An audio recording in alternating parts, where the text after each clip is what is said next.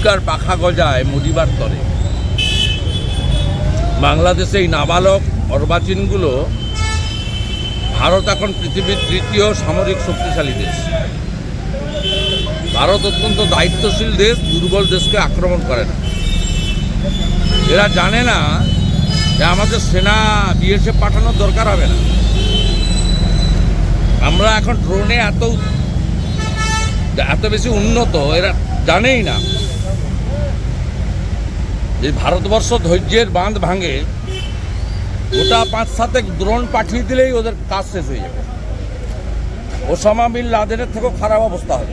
UNICEF আমি বলছি, এরা জানে না আমাদের ওই বালুরঘাট সীমান্তে কটা ট্যাঙ্ক নিয়ে এসে খড়গাদা দিয়ে সাজিয়েছে।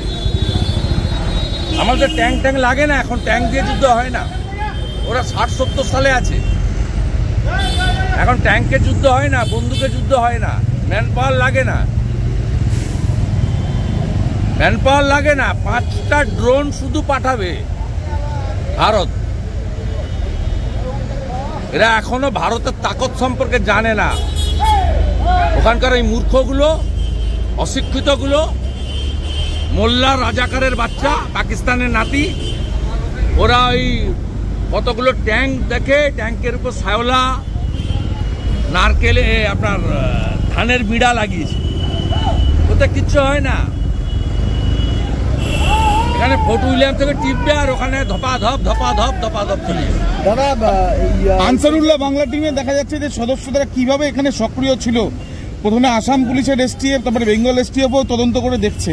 এটা তো একদিনের বিষয় নয়, তো দীর্ঘদিন ধরেই তার মানে এই চক্র কাজ করে গেছে। বঙ্গবন্ধু মুজিবুর রহমানকে যে খুন করেছে, ফাঁসির দণ্ডাদেশ প্রাপ্ত, তারা ওয়েস্ট বেঙ্গলে 15 বছর ধরে ছিলেন।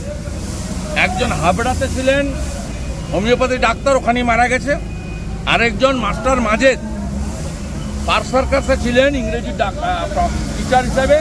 তাকে 2022 সালে তুলে নিয়ে গিয়ে ফাঁসির দণ্ডাদেশ কার্যকর করেছে। এনআইএ তুলে দিয়েছে, তুলে দিয়েছে বাংলাদেশে।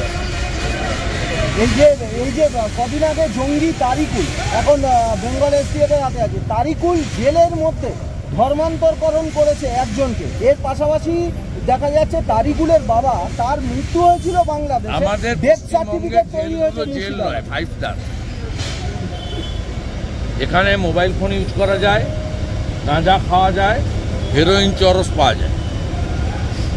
এখানে পয়সা দিলে সব কিছু করা যায়, কোনো জেলে জ্যামার নেই। এই যে চোর পার্থ চ্যাটার্জি আছে, এ যেদিন যা খেতে চায় খায়। আজকে রবিবার হয়তো খাসির মাংস খাচ্ছে। অতএব পশ্চিমবাংলার অবস্থা অত্যন্ত খারাপ। এখানে রাষ্ট্রবাদী একটা সরকার দরকার, যে সরকার রাষ্ট্রের বিরোধী শক্তিকে এবং মৌলবাদী জঙ্গিবাদকে 0 টলারেন্সের নীতি নিয়ে খতম করবে। এছাড়া কোনো রাস্তা নেই। কারণ ভারতবর্ষের সংবিধানে